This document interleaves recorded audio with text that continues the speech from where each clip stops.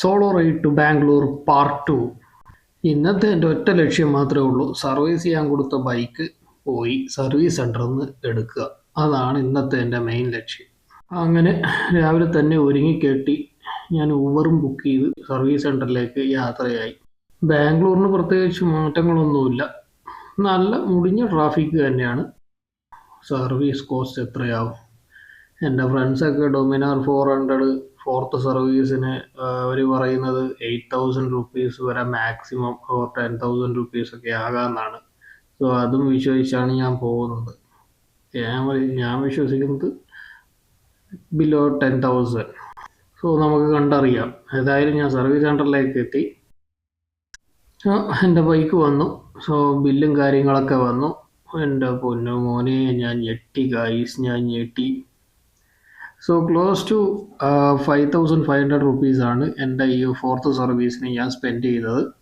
So ഞാനിവിടെ ഒരു AMC എടുത്തായിരുന്നു ഇവരുടെ ഒരു പ്ലാനിൽ. അതിലെനിക്ക് ഒരു വർഷത്തേക്ക് 2 വാഷിംഗ് ഫ്രീ ആണ്. പിന്നെ അത് കൂടാതെ എൻ്റെ സർവീസ് ചെയ്യുന്നതിൻ്റെ എമൗണ്ടിൽ ഒരു 20% ഓഫർ തരും. അത് കൂടാണ്ട് എല്ലാം എന്തൊക്കെയാണ് മാറ്റുന്നത് അതിനൊക്കെ 5% ഓഫറും കൂടെ ഇൻക്ലൂഡ് ചെയ്യും.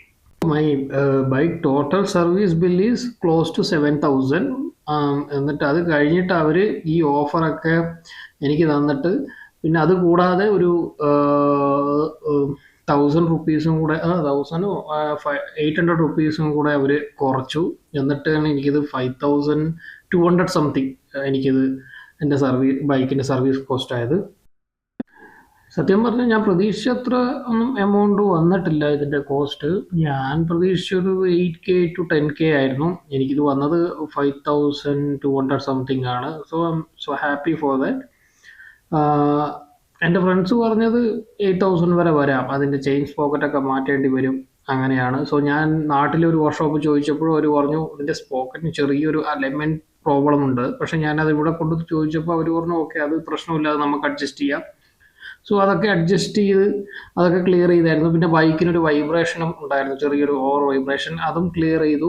പിന്നെ എയർ ഫിൽറ്ററൊക്കെ മാറ്റിയായിരുന്നു. ഇങ്ങനെയുള്ള മൈന്യൂട്ട് കാര്യങ്ങളാണ് ഇപ്പോൾ ഈ ഒരു ഫോർത്ത് സർവീസിൽ അവർ ചെയ്തത്. പിന്നെ ഒരുപാട് നട്ടും ബോൾട്ടൊക്കെ മാറ്റിയായിരുന്നു തോന്നുന്നു. അതുകൊണ്ട് പ്രോപ്പർ സർവീസൊക്കെ ചെയ്തിട്ടാണ് ഈ ഒരു കോസ്റ്റ് വന്നിട്ടുള്ളത്. ഫോർത്ത് സർവീസ് ബിലോ 5,000 ചെയ്യുന്നവരുണ്ട്, ഐ തിങ്ക് എബോവ് 5,000 ചെയ്യുന്നവരും ഉണ്ട്.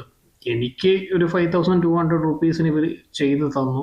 അതും നല്ലൊരു ഡീസൻസ് സർവീസാണ് ഇവരെനിക്ക് ചെയ്തു തന്നത്. എനിക്കിവരെ അറിയാം. സോ ഇവിടെ ഈ ബന്നാരഘട്ടയിലുള്ള ഒരുവിധ ആൾക്കാരൊക്കെ മലയാളീസാണ്. ഇവിടുത്തെ മാനേജർ മലയാളീസാണ്. ഞാനിവിടെ എപ്പോഴും ബൈക്ക് സർവീസിന് കൊണ്ടുവന്നു കഴിഞ്ഞാൽ രമേശ് എന്ന് പറയുന്ന ഒരു പുള്ളിക്കാരനാണ് എന്നെ ഹെൽപ്പ് ചെയ്യാറ്. പുള്ളിക്കാരന് മലയാളം അറിയാം. സോ അതുകൊണ്ട് എനിക്ക് കമ്മ്യൂണിക്കേഷൻ ചെയ്യാൻ അത്ര വലിയ ഒരു ബുദ്ധിമുട്ടായിട്ട് എനിക്ക് തോന്നിയിട്ടില്ല. സോ എനിക്ക് എൻ്റെ വണ്ടിയിൽ എന്തൊക്കെയാണ് എനിക്ക് ഫീൽ ചെയ്യുന്നത് എന്നൊക്കെ എനിക്ക് പുള്ളിക്കാരനോട് പറയാൻ പറ്റും. അതിനനുസരിച്ചാണ് എനിക്ക് പുള്ളിക്കാരൻ എല്ലാ കാര്യങ്ങളും പറഞ്ഞു തരും. സോ അതിനനുസരിച്ചായിരിക്കും സർവീസ് ചെയ്യുക. അതുകൊണ്ട് എനിക്ക് വളരെ ഹെൽപ്ഫുള്ളായിട്ടാണ് എനിക്ക് ഈ ബന്നാർഘട്ടയിലെ സർവീസ് തോന്നിയത്. ഞാനിവിടെ എൻ്റെ N250 തൊട്ടിട്ട് ഞാനിവിടെ തന്നെയാണ് സർവീസ് എപ്പോഴും കൊടുക്കാറ്. നല്ലൊരു സർവീസ് ആണ് ഇവർ പ്രൊവൈഡ് ചെയ്യുന്നത്. അതുകൊണ്ടാണ് ഞാനിവിടെ എപ്പോഴും കൊടുക്കുന്നത്.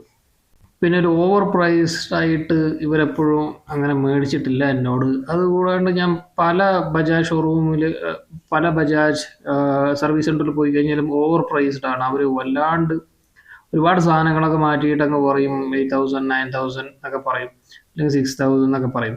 സോ ഇവിടെ എനിക്ക് മാന്യമായൊരു ഫീ ഒക്കെയാണ് വരാറ്. അതുകൊണ്ട് എനിക്ക് അത്ര ഒരു ബുദ്ധിമുട്ടായിട്ട് തോന്നുന്നില്ല. നല്ലൊരു സർവീസും കൂടെയാണ് ഇവർ പ്രൊവൈഡ് ചെയ്യുന്നത്. അതാണ് ഞാൻ എപ്പോഴും ഇവിടെ പ്രിഫർ ചെയ്യുന്നത്. ഞാനൊരിക്കലും നിങ്ങളെ റെക്കമെൻഡ് ഒന്നും ചെയ്യുന്നില്ല ബന്നാർഘട്ട പോപ്പുലർ ബജാജ് ഷോറൂമോ സർവീസ് സെൻ്ററിലോട്ടൊന്നും. പക്ഷെ നിങ്ങളുടെ ഇഷ്ടം. എനിക്കെപ്പോഴും കംഫർട്ട് സോണാണിത്. അതുകൊണ്ടാണ് ഞാൻ എപ്പോഴും ഇവിടെ വരുന്നത്. ഞാനിപ്പോൾ നാട്ടിൽ നിന്നാണ്, അതായത് കേരളത്തിൽ നിന്നാണ് ഞാനിപ്പോൾ ഇവിടെ വന്നിട്ട് ഇതിൻ്റെ സർവീസ് ചെയ്തിട്ടുള്ളത്. സോ ഞാൻ വളരെ ഹാപ്പിയാണ് ഇവരുടെ സർവീസിൽ. എനിക്ക് അത്ര ഓവർ പ്രൈസ്ഡ് ആയിട്ട് തോന്നിയിട്ടില്ല. ഇവർ എന്താ വേണ്ടതെന്ന് വെച്ചാൽ അത് കറക്റ്റായിട്ടാണ് ഇവർ മാറ്റിത്തരുന്നത്. ഞാൻ ചെയിൻ സ്പോക്കറ്റിൻ്റെ കാര്യം പറഞ്ഞപ്പോഴും അവർ പറഞ്ഞു അത് മാറ്റേണ്ട ആവശ്യമില്ല, നമുക്കിപ്പോൾ ഇത് അഡ്ജസ്റ്റ് ചെയ്തിടാം.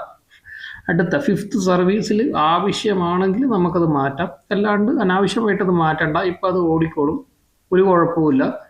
സോ അങ്ങനെയുള്ളൊരു ഫീഡ്ബാക്ക് അവർ തരുമ്പോൾ നമുക്കും ഒരു കോൺഫിഡൻസ് ആണ്. സോ ഞാൻ അവിടുത്തെ കാര്യങ്ങളൊക്കെ ഡീൽ ചെയ്ത് അങ്ങനെ എൻ്റെ കയ്യിൽ വണ്ടി കിട്ടി. അങ്ങനെ ഞാൻ തിരിച്ച് റൂമിലോട്ട് പോവുകയാണ്.